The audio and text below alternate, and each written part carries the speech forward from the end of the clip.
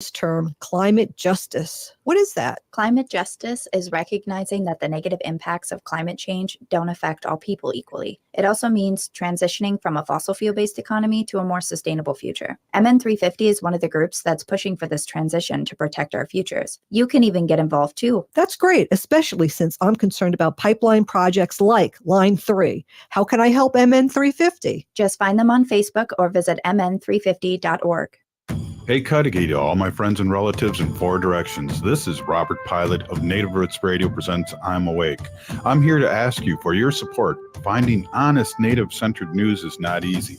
But with your support, we're able to provide accurate information about Standing Rock, Line 3, treaty violations, and COVID-19 in our Native communities. Please visit Native Roots Radio Network on Patreon and donate if you can. That's Native Roots Radio Network on Patreon. Pinigigi, and thank you for your support. Navigating COVID while protecting yourself can be difficult. Fortunately, there's a hotline you can call with any questions. The Department of Indian Work St. Paul partnered with the Minnesota Department of Health to open the Twin Cities American Indian COVID-19 hotline. They provide information on vaccines, booster shots, and testing sites. Right now, booster shots are available to anyone over the age of 18 for those who are eligible. The Twin Cities American Indian COVID-19 hotline can also help with housing, food, medical, and educational support. If you or someone you know has questions about COVID-19, vaccinations, booster shots, or testing, please call 651-304-9986. Again, the number is 651-304-9986. The Twin Cities American Indian COVID-19 hotline is open for calls Monday through Friday from 8 a.m. to 5 p.m. Call the Twin Cities American Indian COVID-19 hotline at 651-304-9986. Minnesota has the only original wolf population in the continental United States, and 80% of Minnesotans believe the wolf should be protected. Howling for Wolves is asking Minnesotans to respect our true wildlife manager, the wolf. Their survival is critical to our ecosystems, our communities, and even our economy. As highly intelligent animals with strong social bonds, Minnesota wolves deserve to be protected and admired. Learn more at howlingforwolves.org. Let's live and let howl. With a look at your AM 950 weather, I'm Patrick Lilia. Cloudy tonight with a low of 48, then partly sunny on Tuesday with a high of 68. The locally owned Vinaigrette has been offering the finest olive oils and vinegars since 2009. That's Vinaigrette, Xerxes Avenue and 50th Street in Minneapolis, or at vinaigrettemn.com. Portions of Native Roots Radio may be pre-recorded. It's a good day to be indigenous. Get up, stand up. They are going to become more brutal. Couldn't cut, hitting cut again. Because all the hippies are trying to be Indians anyway. They're going to become more repressive because it's a matter of dollars and their illusionary concepts of power. Hey, Victor. We must live in balance with the earth. And also with recent happenings at Wounded Knee. I am awake. Welcome to Native Roots Radio presents I'm Awake, and I'm your host, Wakanja Hade. Hey, Cudahy to all my friends and relatives in four directions. You are listening to Native Roots Radio presents I'm Awake, and I'm your host, Robert Pilot. And we discuss local and national Native news and events. And as you know, Wendy, Native issues are human issues, and human issues are Native issues. This portion of the show is brought to you by Native Roots Trading Post, located at 700 Nicollet Mall in downtown Minneapolis. We're on the first floor of the Dayton's building, and we support Native American artists. Yeah. Hey, so the weekend, I don't know, was it too short or what? But I'm like really sleepy today. The weekends always go fast. Yeah. A lot of people say, well, what do you care, Wendy? You're retired. What's the difference? You're not retired. But no, I'm not. You're a radio I'm doing this personality right now. But Friday definitely has a different vibe than Monday, let me tell you, even though I'm not working. So yeah, definitely. And we're getting nicer weather here. I know powwow season's coming up. There's a big powwow and Young's having instead at Central High School where they used to have it. Yeah. Are having it outside at Harriet Island right on the Mississippi River in downtown awesome. St. Paul. Yeah, it's going to be huge, and we'll be there. Native Roots Trading Post will be there trading. and posting. And we're still keeping up with our no mow May. Yes. We have not mowed the backyard. That's what needs to be mowed. Our front yard is a pollinator garden, so that kind of just morphs into whatever it's going to grow into. But I have a little something here I'd like to share. You know, Okay. our bees, right? Our bees and our other pollinator bugs are flying around right now. Yeah. And I'm friends with David Attenborough, who's a biologist and a naturalist on Facebook. And he's an older fellow with a British accent. He has a TV show, isn't that? I think he does. Yeah, he's yeah. very popular. I And- really and like you're him. friends with him. I'm friends with Wow. him on Facebook. Yeah, so he posts a lot of really good things. But he said, you know, our bees are coming out right now, and their main, you know, a lot of people just like throw all the chemicals all over their lawns, pull up the dandelions, get rid of all their little weeds and stuff that the bees need. So what we can do is listen to this. I think I'm going to do this, Robert. What you want to do is get a pan and fill it up with water, and Yeah. then get a grater Mhm. and grate apples. And so it fills the bowl, right? So the bees will be able to get the sugars from the fruit and drink the water and not drown as they stand in place and eat the pieces of fruit. So they need something to stand on.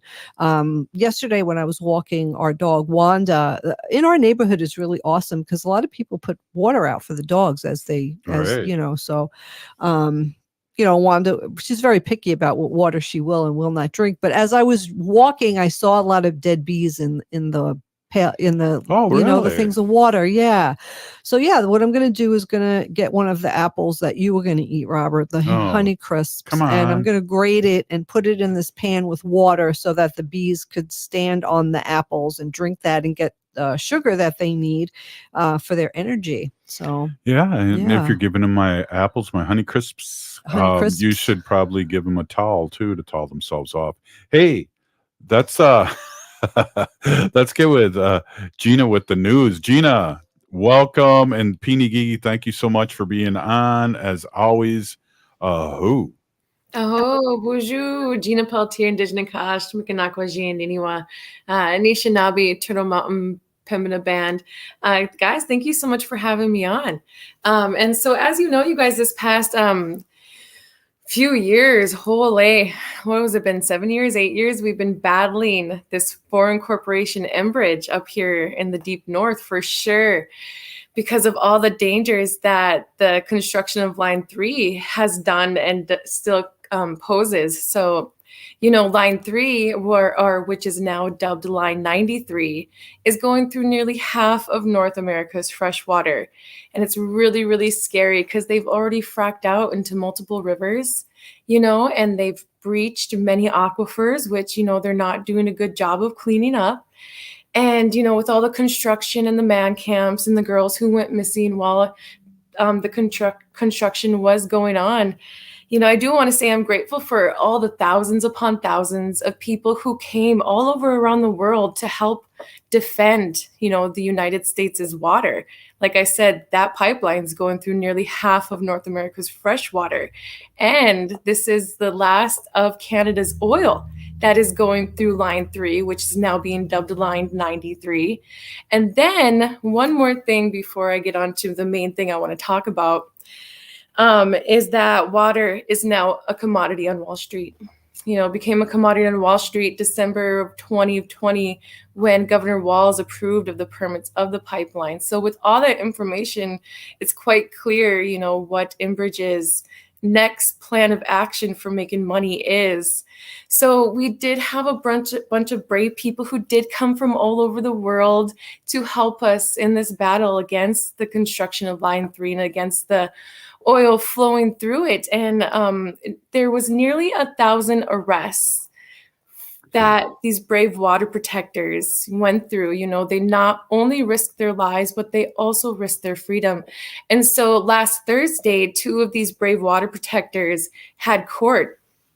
And this was in Aiken County. And I was lucky enough to be able to go to that court hearing and witness what exactly went on. And so during this court hearing, there were 2 witnesses. The first witness was a volunteer firefighter who came in to take these brave water protectors out of a pipe that they were sitting in. And these brave water protectors halted construction while doing so. And the stuff I do want to talk about, what this volunteer firefighter brought up, is he stated that he is a mechanic.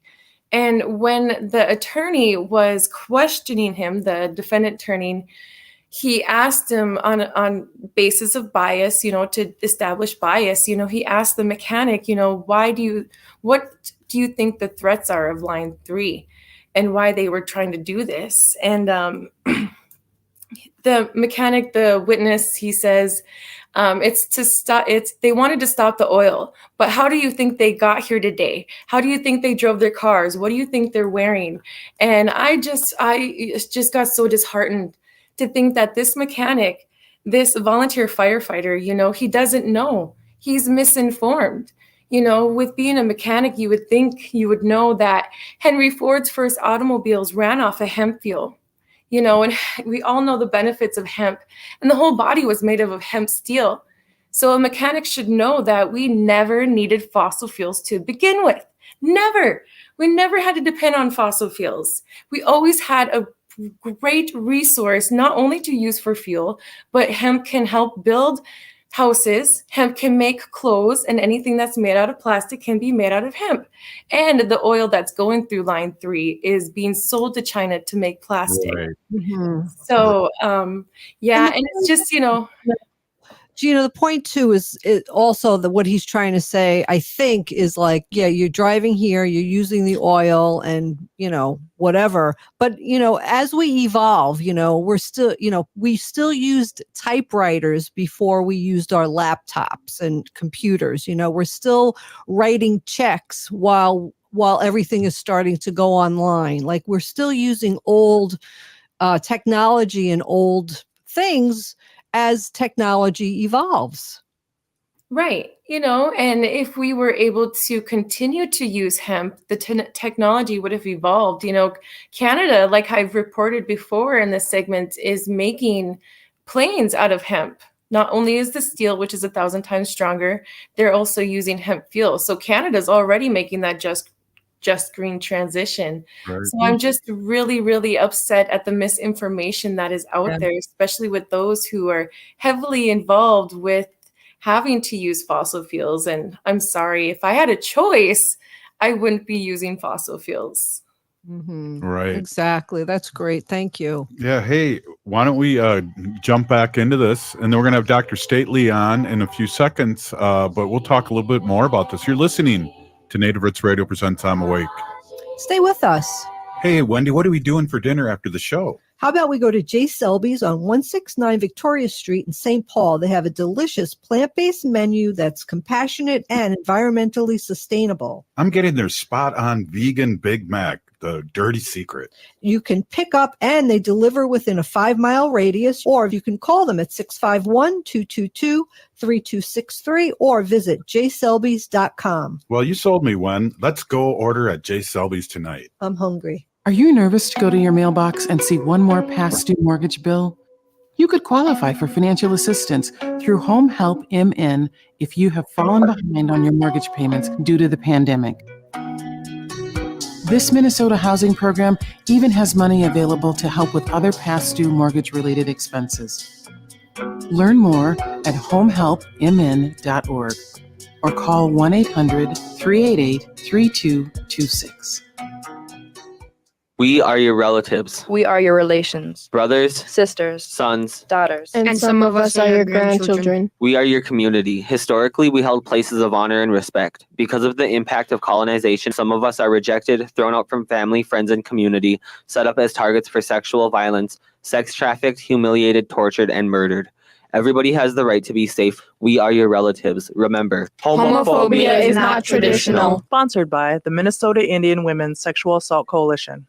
Hey, Ogama, I've been hearing a lot about this term, climate justice. What is that? Climate justice is recognizing that the negative impacts of climate change don't affect all people equally. It also means transitioning from a fossil fuel-based economy to a more sustainable future. MN350 is one of the groups that's pushing for this transition to protect our futures. You can even get involved too. That's great, especially since I'm concerned about pipeline projects like Line 3. How can I help MN350? Just find them on Facebook or visit mn350.org. Hi, I'm Jane Fonda, and you're listening to Native Roots Radio. And we're back to Native Roots Radio presents I'm Awake, and this is Robert Pilot. This portion of the show is brought to you by MN350, a grassroots organization fighting for climate justice. Justice. That's what we were talking about. You know, when we have people that give out half-truths and things like that, how did you get here? What are you driving? You know, all those things. Again, like Gina said, if we had our choice, we wouldn't be doing this. Doing it that way. But all that oil is going to China, and, you know, if all this oil pipelines and all those things were really helping us, do you think our gas would be this expensive? They're not helping us. This is just a big farce. Follow the money. The oil companies are gouging us. The Republicans don't care. And Democrats aren't fighting back worth a darn. But they'll blame Biden for those prices. Well, and again, that's half-truths and misinformation. So, Gina, you know, the organization that you work with, you know, Honor the Earth, has been fighting this for a long time. I know Wendy and I are veterans of Standing Rock. The same thing. We're there fighting these fossil fuel pipelines that leak all over Mother Nature and our Mother Earth and in our clean water. And you're right, you know, we did, all of a sudden the water did become a commodity in the stock market, and everyone's going, what's going on? And then the next thing you know, a company like Nestle wants to come in here and drain out our lakes. Yeah. And they're going to keep on asking to do that, you know, come in and take the water from here because there's no water. Like, we see what's going on in the Colorado River. It's the lowest it's ever been. And how can you sustain a place like Las Vegas with water when there's no water there? You know, something's got to give, and it is giving right now. So water is life. Yeah, and so it's just I'm just flabbergasted with the whole thing, and I guess that's why I'm just passionate, because like, who would think it's a good idea to poison our water and our land? You know, even them landowners out there who have sold their land to Enbridge or leased it to Enbridge. You know, a lot of them say it was eminent domain, but then again, it's just like, you know, how did you get that land in the first place? You guys all banded together and took it over, and that's your heritage, and you know, you're backing down now, you know. But there was a second witness in the courts on Thursday, and that was Aiken County Sheriff Dan Gaida. And you know, I had many experiences with Dan Gaida, and I was really excited because we usually have when we were last summer, when we were heavily battling Line 3, we had Salsa Tuesday events where we danced on the corner in front of an Enbridge building with our Stop Line 3 signs and ate tacos, and it was a great time. And I remember one time when Dan Gaida's sister came and joined us, because she's all for stopping Line 3, and his wife joined us, you know, just kind of on the low, and you know, came and showed their support for us, and told us, you know, they knew exactly what we were fighting for, and they stood by our sides, you know, and probably hope they're probably advocating for Dan Gaida. But in the courtroom, you know, Dan Gaida stated, you know, he was a medic in the Army, and I'm just, you know, he said he served in Afghanistan and I think it was Syria or something like that. And you know, I believe those wars were fought over oil, but he was in the Army. So of all people, he should know what it's like to want to fight for your country. And that's what us water protectors are doing. We're fighting for the water of the United States. The water of the United States is at threat. It's already been damaged by Enbridge with the multiple frackouts. and the past oil leaks and the future oil leaks, and then of course the damaging of the aquifers. So it's just, you know, he missed Sheriff Aiken County Sheriff Dan Gaida was in the Army, and he was risking his life for everybody's freedom in the United States. And I think it's funny that he came back and became sheriff, and now he is arresting people and breaking their constitutional rights, defending a foreign corporation who is destroying his own land and water. You know, and us water protectors, we're legitimately not only risking our safety and our lives, we're risking our freedom. We're legitimately fighting for the United States' water and land. So you'd think Sheriff Gaida would have an understanding of where we're coming from. And it's just, he kept saying that he wanted to save the water protectors. He wanted to save them, and he was worried about everyone's safety. And quite honestly, the thing I felt from him is that he just wanted to get construction going again. That's the only thing he was concerned about. That's why he was trying to extract water protectors from the construction site so they can continue construction again. And I just need to mention, you know, that Aiken County Sheriff's Department did receive funds from the Enbridge account. So it's just like, you know, you were getting paid to help a foreign corporation destroy your own land and water. And you call yourself a citizen of the United States and a patriot. You know, who's more patriotic? Those who are fighting for everyone's clean water, or those who are helping a foreign corporation destroy the water and the land while breaking constitutional rights? So I just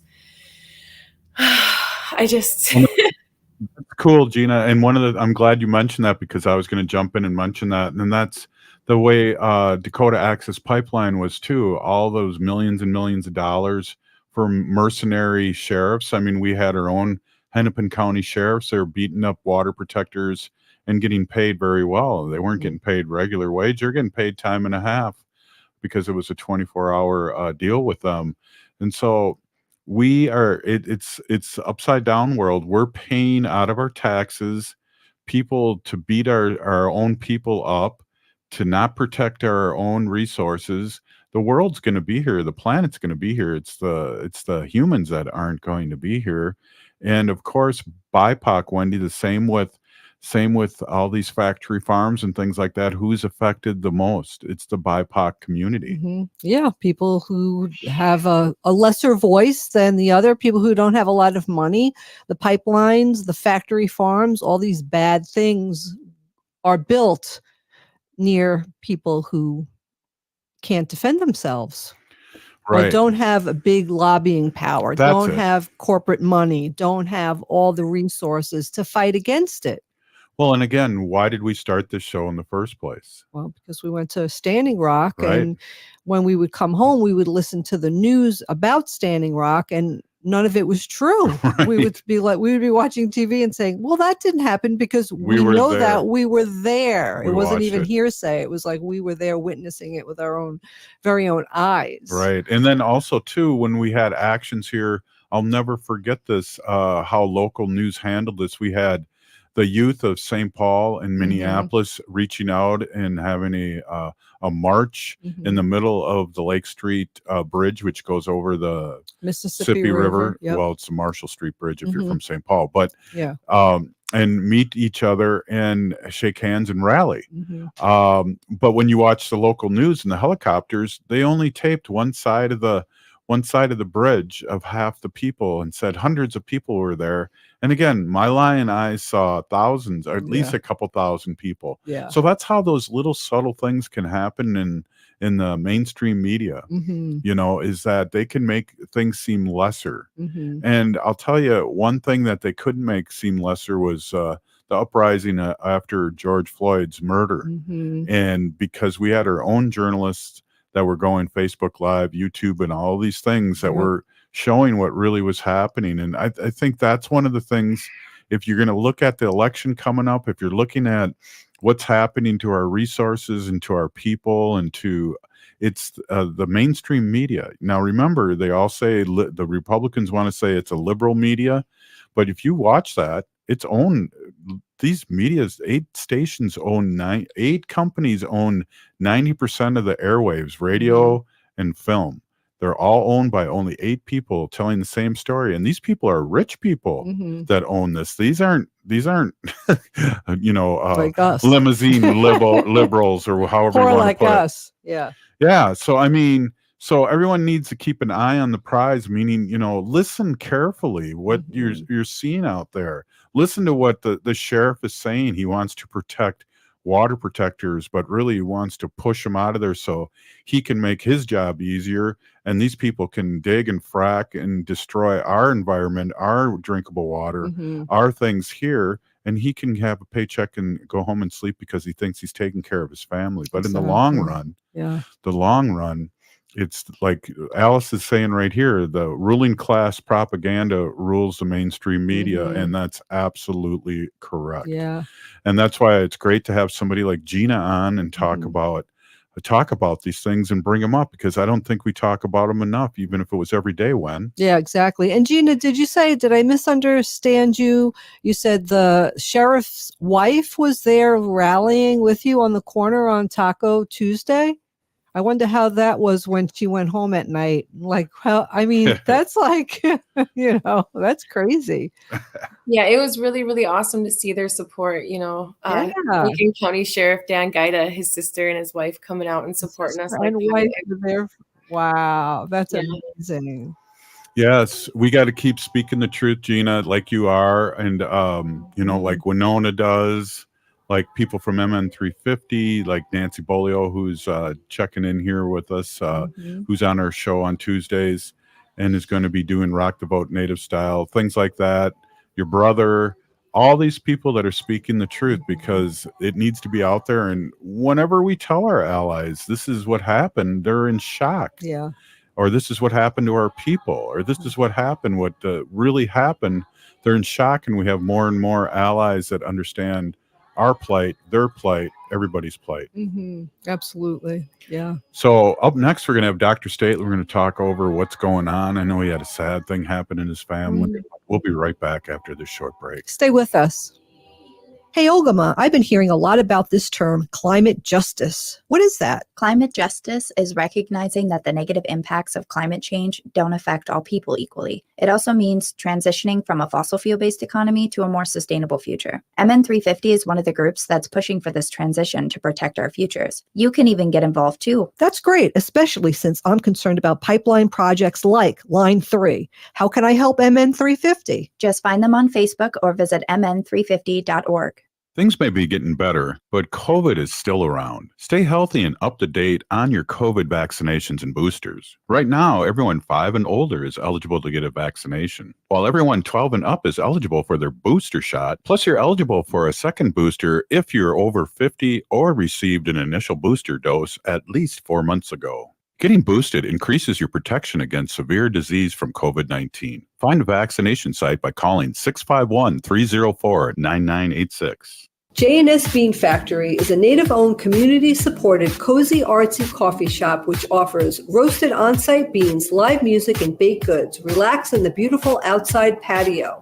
City Pages writes, voted top 10 coffee shops. Tucked into a quiet corner of St. Paul's Highland Park neighborhood, this coffee shop roasts beans on-site from the best coffee-growing countries in the world. Located at 1518 Randolph Avenue, St. Paul. The good stuff. This is Santita Jackson. Monday through Friday, 6 to 8 a.m. Central, we'll bring you the best progressive talkers, thinkers, and doers on AM 950, Minnesota's progressive voice. Hey, it's Brett here to tell you that Zero Res can do more than just clean your carpets. They specialize in floor replacement too. Replacing your floors is never fun, but fortunately Z Floors by Zero Res makes it easy. Z Floors by Zero Res partnered with the leading carpet and flooring manufacturers, Mohawk and Shaw, to offer custom solutions to fit any lifestyle and budget. They have everything from carpet, hardwood, luxury, vinyl, tile, and more. Z Floors gives you what you deserve. Honest, upfront pricing and a brand that will be with you for years, keeping your floors looking and feeling like new. Call 9520-RES or visit z-floors.com.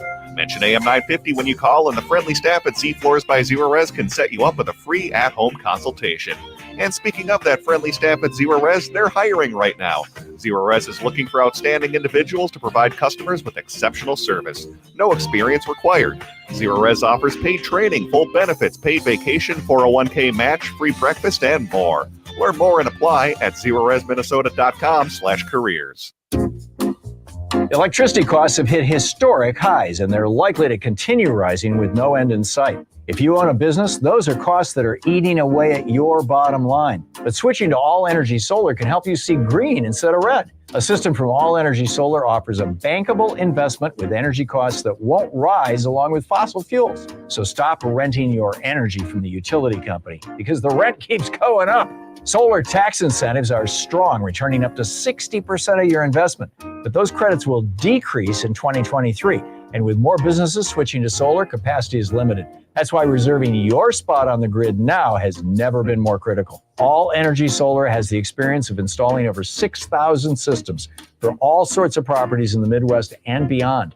Get a free no-obligation assessment from All Energy Solar's commercial solar specialists today by calling 800-620-3370 or visiting allenergysolar.com. With a look at your AM 950 weather, I'm Patrick Lilia. Cloudy tonight with a...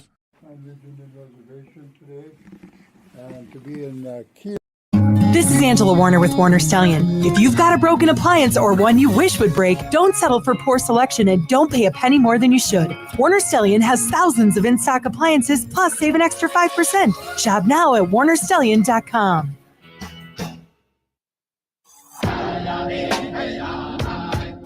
This is Winona LaDuke of Honor the Earth, and you're listening to Native Roots Radio. I'm Awake. Welcome back to Native Roots Radio presents I'm Awake, and this is Robert Pilot. This portion of the show is brought to you by the Minnesota Indian Women's Sexual Assault Coalition. Hey, we're here with Dr. Stately, and Dr. Stately is the CEO at the Native American Community Clinic, and we were trying to get Dr. Stately on a little earlier because he's missed a few weeks, and we wanted him to catch up on time that he owes us, but... but for contract, right? Yeah, no prevail there. He's on now, as he usually is, at roughly 6:30 here on a Monday. And you know, we got a lot of things going on here. We got monkey flu, we got all these monkeypox and flying monkeys and all these things going on. So it's always good to have Dr. Stately in to set us straight. So welcome, Dr. Stately. And can I call you Tony today? You can, just because I've been late a few times. And so no, this one time you get it. Well, I know it's great. We missed you last week, and you know, there's a lot of sadness going on all the time, and some struck your family. So I really appreciate you being on today. Thank you. Yeah, the last couple of weeks have been kind of trying for me, so that's for sure. You know, I had a relative who left early, young, very young, 26. So, and it was, I think on Wednesday, I think I was at his wake. That's when you asked me to be on because I missed Monday, but I just I wouldn't be at the wake. So it's a beautiful wake, really beautiful ceremony. Dakota Man, I know, Red Winged Thomas did the service, and it was just a beautiful, beautiful wake, but also beautiful ceremony, but also at the same time just really sad because, you know, like what do you, how else do you feel when there's a life that's cut so short, so young, you know, too quickly. So. Yeah, definitely. You know, and we're bumping up now again with COVID numbers. And yeah, I'm hoping that his story, you know, will encourage other people, you know, others to get vaccinated and to, you know, take the virus seriously. Yeah. He was a young man who did not get the vaccine for, you know, I didn't really talk to the family about it, but personal reasons, I'm assuming. Personal choice. But you know, he didn't have any vaccines and he didn't have a booster, and so when he went down pretty quickly. He was in the hospital for 39 days. Wow. So Gosh. Yeah. Well, a friend of ours that we know, Wendy and I know, we were at the 5K walk and they were giving $50 out for each shot. And then I also got a really cool book for free because I have 4 shots. So I'm easily bribed, but also, you know, this person, a friend of ours, Wendy and ours, got the shot. So it was their second shot. Yeah. You know, so whatever works, you know. I would have probably gone to that event if I'd known I was able to go. I wouldn't. I instead of going to the 5K, I was at the wake. Right. Mhm, Exactly. mhm. Yeah. Absolutely. Well, we didn't know what to do because it was we were going to do the show live there, and it hailed, and I got Oh scared. yeah, huge hail. That's nice. And then it hailed some more, and I got scared. And there was electrical Yeah. equipment involved. Right. So then I talked to somebody, and they said there was 100 people there, and it was like, so we just did a rebroadcast, and we went out there, and glad we did. There was 400 people trying to get healthy, walking around the lake, and great prizes and great community. And your T-shirt has the T-shirt has your logo on there, like with Native Roots Radio, and it's exciting to support really good work around the community, as you guys do, Tony.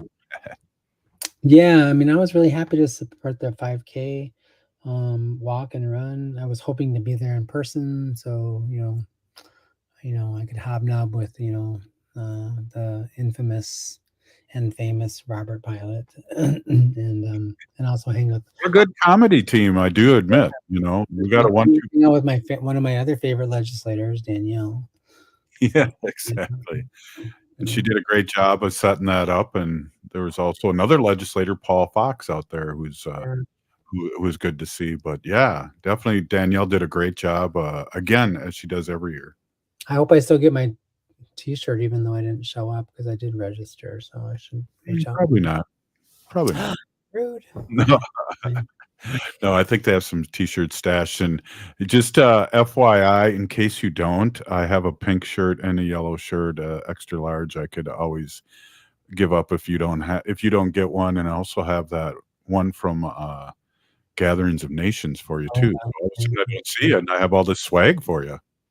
Yeah. I'm starting to go back to work into the office pretty much every day, which is partly why I wasn't able to be here at 6:15, which I typically usually am sometimes because I'm working from home. But now I'm back in the office, and I got stuck, and then traffic. So Yeah. Yeah. Well, Wendy's gonna have to make some vegan food and have you come over here as soon as I clean the studio. I had vegan food last week, I should tell you, and I had like meatless barbecue. No, meatless broccoli and beef. And I was like, I was kind of suspicious. I was like, I'll try it. I'm probably not going to enjoy it, but I really liked it. And I was like, oh, I could probably have this every week, at least a couple times a week. It was pretty. Yeah, so I'm willing to do it. I'm willing to try anything once, at least. Right. Right. Exactly. Me too. Exactly. Hey, Dr. Staley, I don't know if you can see that, but Ogma seems to be working today. Now she's asking you a question. Do you know when? I think that they're likely to do second boosters for people who are under 50 that have medical conditions, like that would place them at significant risk. But I would imagine that as we sort of kind of track some of these new variants, and like the BA2, which is the second variant of Omicron, now has we're like on our third or fourth variant of that, and the fourth variant is like really virulent. And although it doesn't seem to be making people significantly sick, but I think there's just a lot that we don't know about it yet, right? And so there's we had a small outbreak of in the clinic a couple weeks ago, like 3 or 4 medical people on the team got it, and it kind of didn't really make anyone significantly sick, but people lost time at work. They were like, they were uncomfortable, and it does seem to attack the GI tract much more than the lungs, which I don't know. I'd rather be coughing a lot than having the other issues myself personally. That's Yeah. just Right. Oh, definitely. but I have like I like whatever lung thing I had, the pneumonia thing I had, the flu, influenza A, man, that took me a good month to get over that whole thing. And I did get a notification after I went up to Duluth this weekend to give a talk. I came home. I think I got home Saturday night, and about 5 minutes after I arrived, I got a notification on my phone that I'd been exposed to somebody who recently tested positive. So then I tested Sunday, I tested this morning rapid, and I'll do a PCR one through the clinic tomorrow or Wednesday just to make sure. So Yeah. It's no laughing matter. We all have to be on our toes It at all isn't. times. You know, I had COVID a month ago. Right. And I was saying to Robert, I have not felt the same since I've had COVID. I get tired really quick. I don't have the energy level I did before COVID. I can't walk as long as I did. I mean, I'm hoping that'll come back and it'll, I keep improving and I know I'm moving in the right direction, but this is 1 month. And I'm Right. still not 100%. And it seems to me, and I don't know if it's the yellow Volkswagen syndrome, but it seems to me since they've lifted masks, I know more people that have had COVID. I don't know if that's true or it's just who I'm hanging out with, or if we let our guard down and the people that didn't leave their guard down right away have let their guard down now. It's I don't know, perplexing. I like that word, perplexing. yeah, perplexing is a good word. Well, I think it's like anything that you don't really sort of have a lot of information about yet. It's kind of like, it's not like it's not a hard, well, I mean, it's a hard science. Medicine is a pretty hard science in terms of epidemiology and stuff, but like things shift and change on a dime sometimes in these kinds of pandemics. And then when it's a new, that's the nature of the coronavirus. It's a novel virus, meaning like we've never had it before. So it's going to take us a few years to figure out how it behaves. It reminds me of the days when, I lived through the 1980s and the 1990s when, and I lived in the sort of one of the epicenters of the HIV epidemic in Los Angeles. And, I remember like somebody getting HIV and dropping dead within like weeks of getting that diagnosis. I remember us not understanding like how rapidly and shifting and changing and mutating that virus was and how smart it was, quote unquote. And I think sometimes, not that I'm drawing parallels here, they're not the exact same thing, but the time that it took us to sort of kind of understand how the virus behaved and how to outsmart it so that we could actually upset the capacity for it to mutate and infect more people more rapidly was a little bit of a process. And we're kind of in the same boat here. We're better off now because the technology we have is way better now. We are able to sort of track and understand how it behaves better than we did 30 years ago, 40 years ago with HIV. So we're light years ahead, but the process is still the same in the sense that, it's so new and it keeps changing. And quite frankly, the other thing we're up against is like how reluctant people are in developed countries like the United States to actually get a vaccine and then do their part to sort of help stem the transmission of it. In developing countries where there isn't a lot of resources and they hardly have any opportunity to get vaccine, they are continuing to sort of like pass it and transmit it between each other. And every single time a smart virus transmits from one human host to another, there's the opportunity for it to transmute into something different. And so that's, I think, the thing that people need to begin to understand. That's the reason why it makes sense for us. And it's so important for us to do our part, every single one of us. If we all did that, it would end fairly rapidly. We'll be right back after this short break. Stay with us. Minnesota has the only original wolf population in the continental United States, and 80% of Minnesotans believe the wolf should be protected. Howling for Wolves is asking Minnesotans to respect our true wildlife manager. the wolf. Their survival is critical to our ecosystems, our communities, and even our economy. As highly intelligent animals with strong social bonds, Minnesota wolves deserve to be protected and admired. Learn more at howlingforwolves.org. Let's live and let howl. Minneapolis Public Schools wants to hire you. They have a variety of positions to start your career. You can work in the classroom as a teacher or classroom support, or work outside the classroom as a bus driver, in the culinary wellness department to help prepare nutritious meals, or keeping the building safe and sanitized as a custodian. Bilingual, bicultural candidates encouraged to apply. Start your career in education and apply today at jobs.minneapolis.k12.mn.us.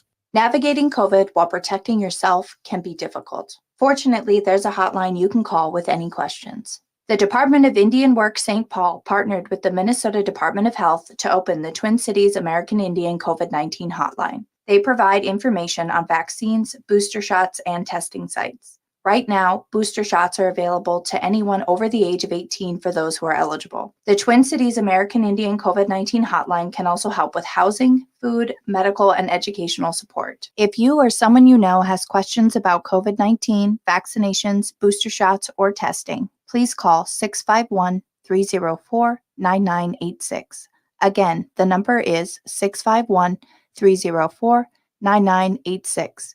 The Twin Cities American Indian COVID-19 hotline is open for calls Monday through Friday from 8 a.m. to 5 p.m.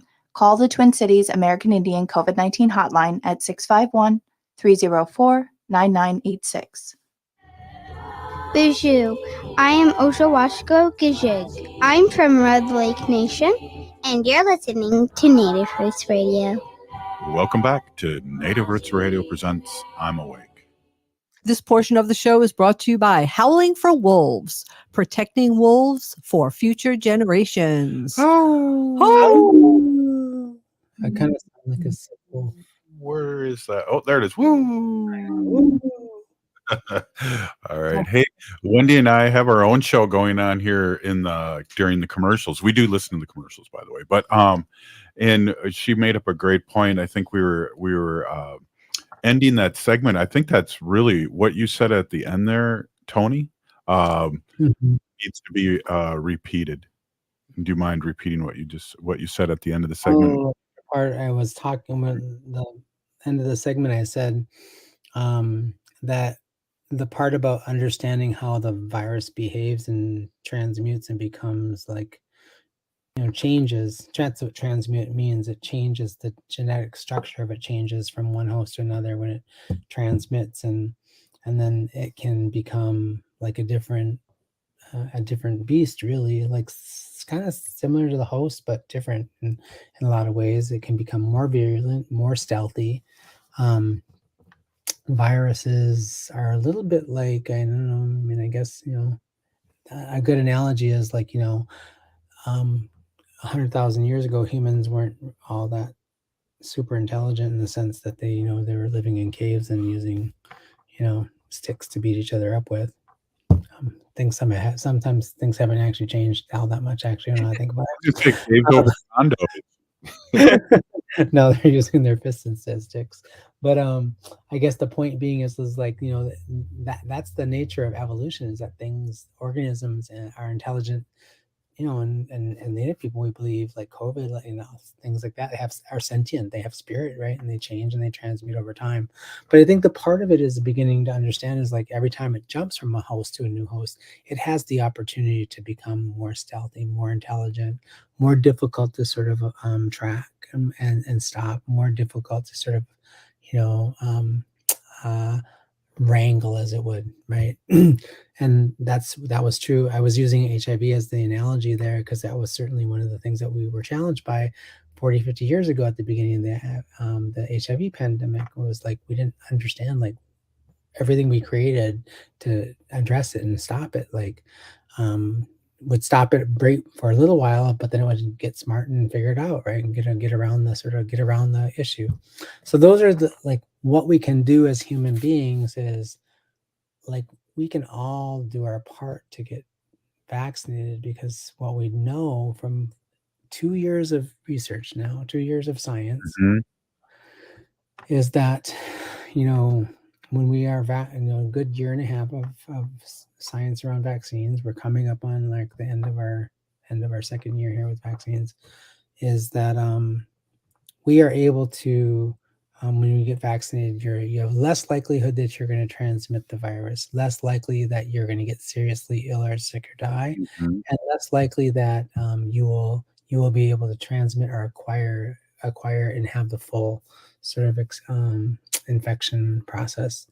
Those are important things to understand, because if we're less likely to get acquire the coronavirus after getting vaccinated, we're less likely to be infectious and transmit, and then we're less likely to transmit. It slows down the rate at which it can move from host to host and transmute, which gives us a little bit of time to sort of like get in front of the curveball instead of behind it and Yeah. always chasing it, right? And that's kind of where we've been for the last couple of years, and I think things are starting to turn. And I'm hoping that I just hope that we can do a better job globally of vaccinating developing countries. There are places around the world that don't even have access to the Right. vaccine anymore, right? Well, one And of the things I think too, it came out too that what you said is exactly right with the study that people that aren't getting vaccinated, the counties that aren't, or maybe red counties that voted for Trump, are dying. People are dying because they're not vaccinated. And I That's thought, Dr. Stately, that was a brilliant analogy, if you ask me, about the HIV, because I'm thinking in the political end. If you remember, the president of the United States then didn't mention anything about HIV. mm-mm. I don't He know, said the word 4 AIDS years or for his entire administration. He avoided saying it. So I mean, when I was squarely in the middle of that process, I was like living in Los Angeles, young gay man at significant risk for becoming HIV positive, which I did later in life, but not right then. And, participating in the die-ins and ACT UP and yep. all those other things, and, just, advocating for like basic medications. And yeah, I mean, Well, when and I, both presidents were in denial. This one might have gotten Mhm. vaccinated, and he got really sick. The Trump I'm talking about, and he yeah. was anti-vaccine, and Reagan never talked about HIV. So I think that's a really brilliant duality of this. Yeah, it's really challenging whenever we take and and as Americans, whenever we take like a public health crisis and we politicize it. I mean, another example is like, the unsheltered homeless crisis that we have in the United States. That's a public health crisis of epidemic proportions. Certainly something we see here in Minnesota and other big cities like Milwaukee, Los Angeles, Chicago, Seattle, where I used to live, is just like it's a different city now. And I think one of the things, anytime we sort of kind of politicize a public health crisis, which is really just like basically like there's people living outside, unsheltered, exposed to the elements, having a lot of other health crises, no water, no clean water, no clean place to live. They're going to get things like hepatitis A. They're going to get things like, open wounds that get MRSA and staph infection and those kinds of things. And they're going to pass it around in a community. It's going to become a crisis. Anytime we politicize something like that, we dehumanize it and make it not about people. We make it about resources. We make it about funding. We make it about, do we have the dollars for it?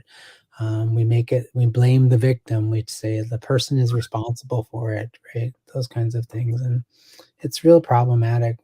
Our public health system in the United States really needs a lot of work. We really need to do a much better job of helping people to understand fundamentally how public health functions and works and why it's important. Wow. Well said. Wendy, you were in Oh, I health. think that's great. I really do. I think it's fantastic. I do. Yeah, I mean, I worked in the HIV clinic for the last 14 years of my career. I retired a year and a half ago, and we had a very large unsheltered population who were HIV positive. And, you know, um, People lost their medications a lot of times and didn't take them regularly because they just didn't have a place to put them, and they got Right. stolen, and Mhm. it just the problems just go on and on and on. Some of the medications you have to take with food, people didn't have resources to get food at certain times of the day, and it's a public health crisis having unsheltered people. It just is. And how do we, Tony, how do we make this a political thing? How do we do that? I mean, other than Not make it a political thing. right? Yeah. How do we do that? Politicize it. I think there's opportunities to do it in meaningful ways. Like it's really important that you humanize the situations that people have, right, and help people to begin to understand, that. I think the challenge is that we as human beings, when something happens in our world that we don't understand, we don't have a good sort of way of understanding how a condition behaves or sort of moves through our community. We tend to do things like, see where it's clustering, and then we kind of blame it on that cluster, like, oh, it's focused on this specific group of individuals. They must be behaving or doing something that's making them more vulnerable, and they're the reason why it's so problematic. And we don't sort of step back and kind of take a bigger look at things, and we really got to begin to exercise the capacity to do that. Well, we'll end with that. We're still here. We are the seventh generation. Free Leonard Peltier. See you tomorrow. It's an absolute must for any true foodie. Vinaigrette at 50th and Xerxes in